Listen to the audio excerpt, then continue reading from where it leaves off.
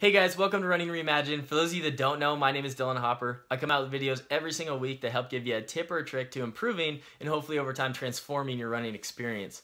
So today's episode is tip number 5 in a series of 7 for how you can start to build a kick, how you can really start to finish strong and finish the race the way you want to. Today's tip is really fun. I personally love this tip because I love racing on the track and I love speed stuff. This has to do with track meets that I know I was just looking are held all over the country. They're either called all-comer meets or open meets, and I'm not sure if you're in another country, but I'm sure they have meets that are similar. They might call them by different names, but yeah, they're called all-comer meets and open meets. All-comer meets I've found are generally more family-friendly, maybe not as competitive. People are just there hanging out. They're also generally cheaper. I think I was just looking at, they usually run for a series in the summer, so they'll go from like June to July and they'll have like 10 races in the whole series. I was just looking at one. You can either pay like $5 every time you show up, or you can pay $30 for the season. So they're not that expensive. They're generally cheaper than most of your 5Ks, your 10Ks.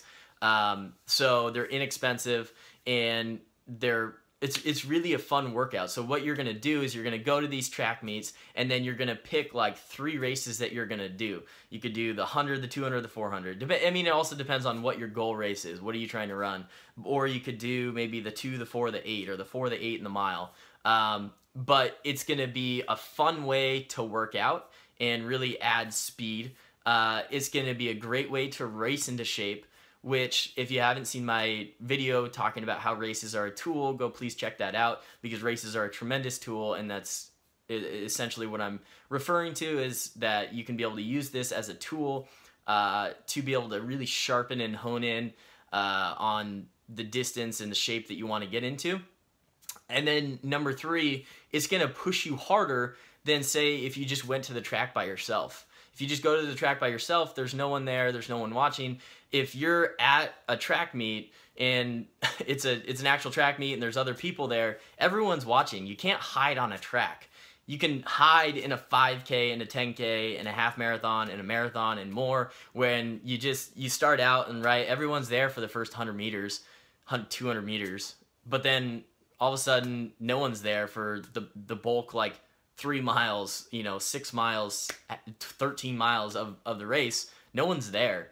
And then all of a sudden you come back and everyone's there. And so you can kind of hide, right? You can let down your guard. In a track meet, you can't, because everyone's watching. It's going to hold you to such a higher level of accountability to you finishing that race. And then you also know that you only have 2 laps, or maybe 1 lap, or 4 laps, whatever distance you choose.